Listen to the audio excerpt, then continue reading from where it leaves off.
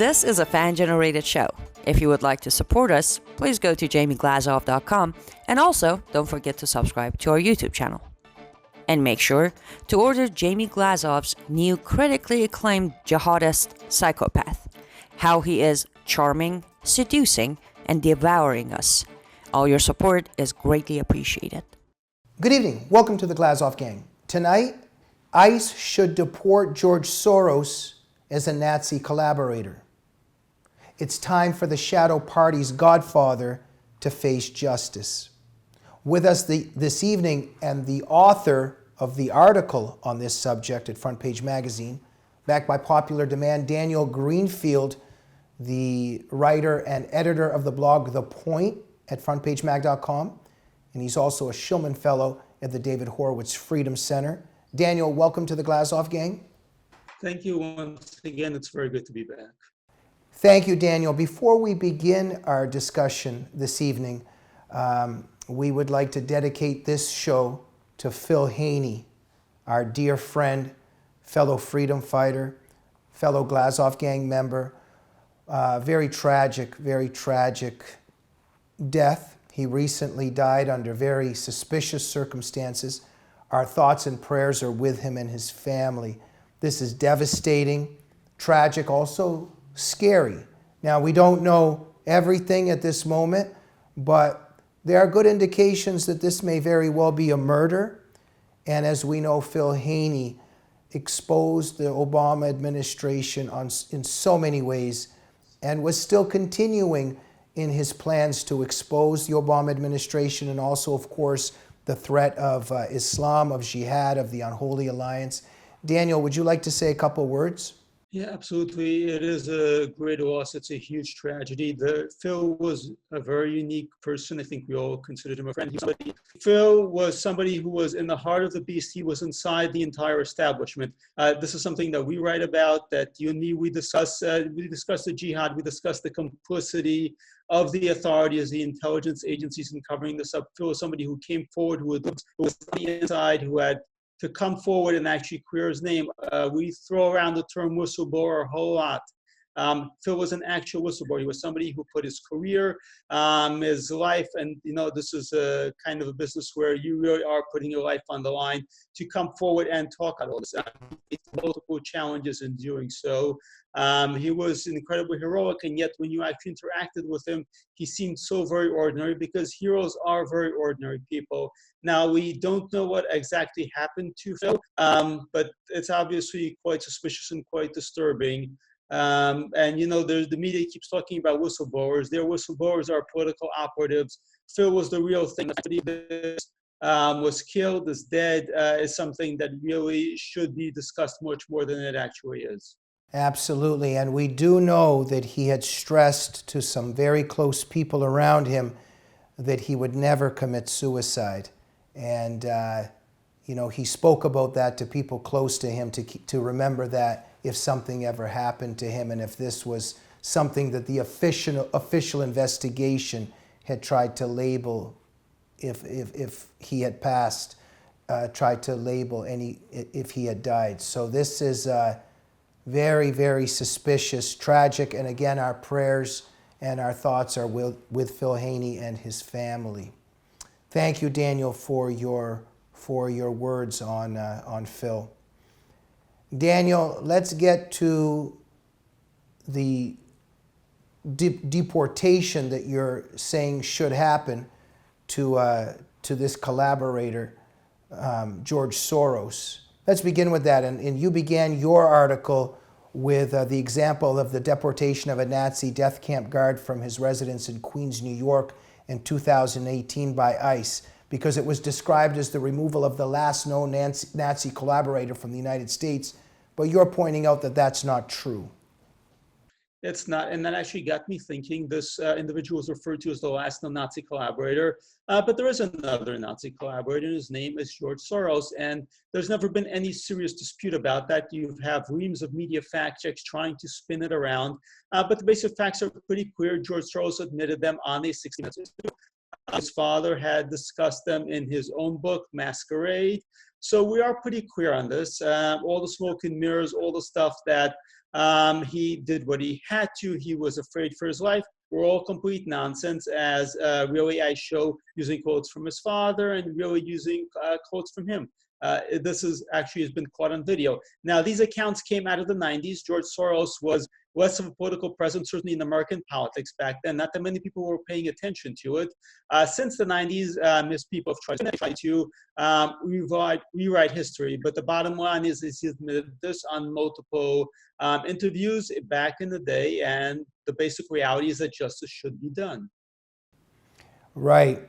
And the legal basis for removing Soros, you point out, is quite clear. The Holtzman Amendment. Can you tell us about that? So it took quite a while for the United States to actually deal with people who had been Nazi collaborators. So you have different tiers. Obviously, you have people who were directly themselves Nazis. You have people who themselves were engaged in persecution, who were actually collaborating with Nazi regimes. So the story with George Soros is that he was, his father had actually paid money for somebody named Baumfloss. It's telling that Soros and his father both used different names for the same individual. But this particular person was an official in the Hungarian Nazi collaborator regime at the time. The Nazis had actually physically entered Hungary and they took over and they put in their own puppet regime. So this was literally a puppet regime. This was no longer an allied regime. It was a puppet regime. And this person, supposedly from the agricultural ministry, had been dispatched to actually go ahead and confiscate the properties of a Jewish businessman. Jewish by birth, was actually converted to Catholicism, Baron Moore Cornfield. Now, all the defenses of Soros emphasize two things. One, he was 14, but there's absolutely no age limit whatsoever, and he's been unrepentant since then. The second thing is they claim that he was just doing this to survive, which is complete nonsense.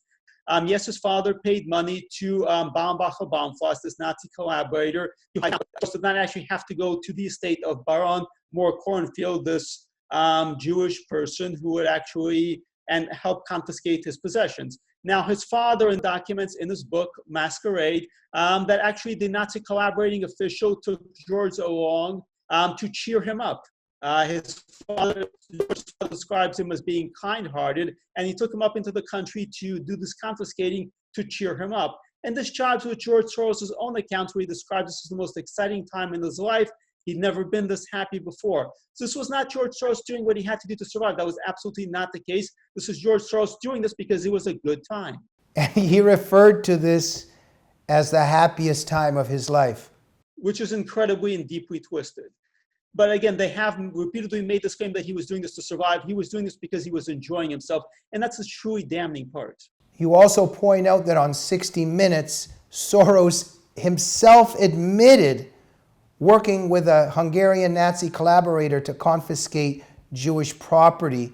It's interesting how his supporters and the media have tried to spin that admission, but the interview is quite clear.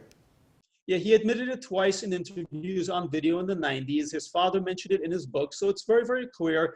Since then, they've repeatedly claimed that he was not actually involved in any way, which contradicts his own statements. And really the most damning thing in the 60 Minutes interview is that he said he had no guilt whatsoever. He did not feel bad in any way. And this is entirely consistent with George Soros. It's consistent with who he is, who is a man who feels absolutely no guilt whatsoever, feels this kind of messianic destiny that he feels himself to be godlike. And you know, when you feel yourself to be godlike, you feel no guilt whatsoever.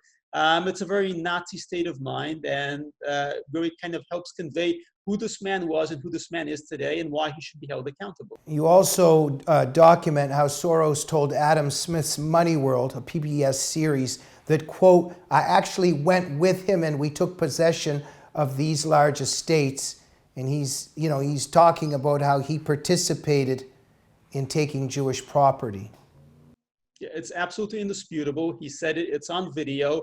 The fact that the media keeps insisting and spinning and using these fact checks to claim that this didn't happen, it just shows how much influence Soros has over our national politics and just the extent to which the media will go on to completely deny the truth, even when it's right there, when you can actually watch the interview, when you can actually watch him saying this, which is incredible. Well, look, the deep state, the globalists, the left, our establishment media, they don't want any bad reputation or any kind of, discrediting come to a person who gives massive fortunes to buy elections, as you say, to fund leftist groups that are hostile to America and to Europe and to Israel. So he's doing a lot of damage to Western civilization. He's funding really destructive groups. So it's clear why the establishment media would not talk about any of this, right? The situation that we find ourselves in today, where George Soros effectively controls much of the political left through the Democracy Alliance, what David Horowitz has brilliantly called the shadow party, means that they absolutely cannot criticize him in any way. They have to continue defending him, no matter how damning the evidence is against him. That's why it's actually important to actually engage in a process for exposing this, because even if nothing comes of it, the left will actually be confronted with the reality of this is who they're defending, and the American public will be confronted with the reality is they're defending a Nazi collaborator. A Nazi collaborator has funded much of the Democratic Party. The same people who claim to be so incredibly tolerant and benefited from their own kind of Hitler-Stalin pact. Right.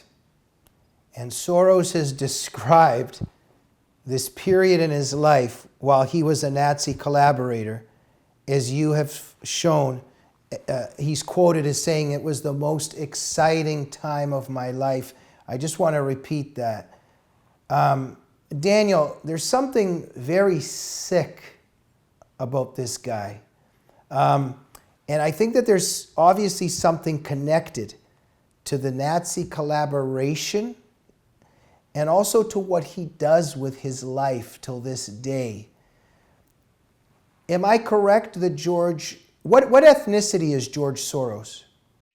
So you're kind of getting really at the heart of the matter. So George Soros was born to two particularly dysfunctional parents. His mother was extremely neurotic and given to assorted mysticism. George was a Jewish anti-Semite.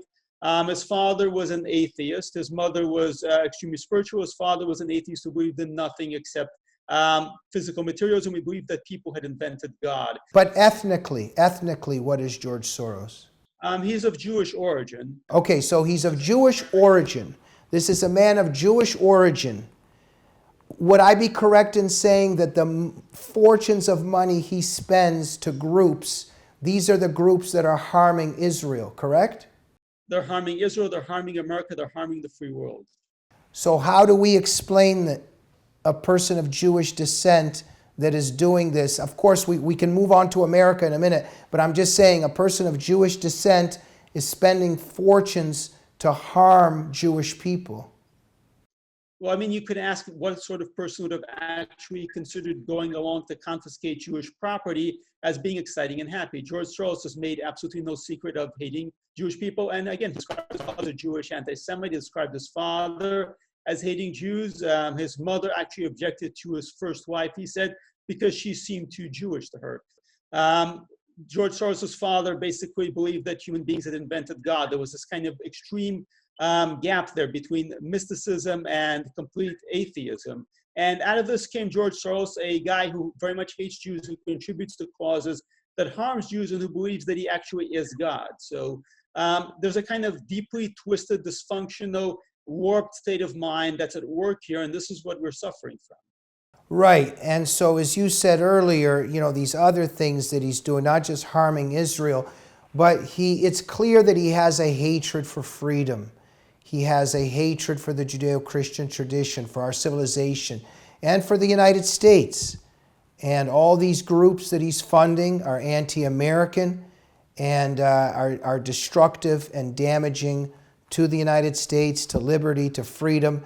And yet this is a guy that's living in the United States. What do you make of that? Well, this is somebody who has a great deal of anger and resentment. At the same time, he has what he himself described as messianic fantasies that he now has enough money to live through. So first of all, he's able to completely wrap American politics, and for that matter, European and international politics, around his own organizations, which feeds his idea that he is godlike. At the same time, he has this great resentment because he had this really happy time of his life, this wonderful, exciting time of his life. And when the Allies won, it completely ruined everything for him. He had to go back to just being another refugee, which was absolutely a complete come down. the kind of world that he'd lived in had been destroyed. And I think to some part, psychologically, he very much blames the Allies for doing that. He blames the Jews who he encountered later on, who he had to deal with in the UK. He still very much is very angry at a Jewish charity in the UK that he at one point defrauded. So he has these great hatreds and resentments. For him, this golden time in his life, despite all the brilliance he's made, was this time when he was a Nazi collaborator. Right. So Daniel, as you point out in your article on this, Soros never paid for a lifetime of his misdeeds, and that it would be fitting to start with what may be his oldest crime. And let us conclude that the Holtzman Amendment leaves no room for Nazi collaborators in America. Could you conclude briefly for us on why it's time for the deportation of George Soros? So the laws are on the books. The Holtzman Amendment actually can retroactively deal with Nazi collaborators. There's actually evidence that I turned up that actually Soros's original visa that allowed him to come to the United States was based on a fraudulent application, which allows for his denaturalization. The good news is actually the Justice Department opened a special denaturalization office. This is very important because right now we have people who are members of ISIS, and yet they have US citizenship, and we actually have to, in theory, take them back, which is, of course, is a ridiculous situation. So the Justice Department would actually move to denaturalize people who are members of ISIS, but they should also move to denaturalize George Soros based on the evidence that has come up and actually take action against him because he's evaded United States justice for far too long. Daniel Greenfield, thank you so much for being such a courageous and noble truth teller and on this issue of George Soros. Thank you. It's my pleasure. Thank you for having me on to discuss it. Thank you. Thank you, everybody, for joining the Glazov Gang this evening. Just go to Front Page Magazine and look at Daniel Greenfield's archives, and you will find the story on how it's time to deport George Soros. And make sure you visit Daniel Greenfield's blog, The Point, at frontpagemag.com. Also, in terms of George Soros, make sure to go to the website discoverthenetworks.org and look up his profile. And make sure to get David Horowitz's book, The Shadow Party, and you'll learn a lot about George Soros. Thank you for joining the Glazov Gang this evening. Please remember, we are a fan-generated program. If you like and support what we do, please help us out at jamieglazoff.com and make sure you're subscribed to the YouTube channel of the Glazov Gang, and make sure you click on the bell on the right-hand side so you'll get immediate notifications. We'll see you soon. Good night.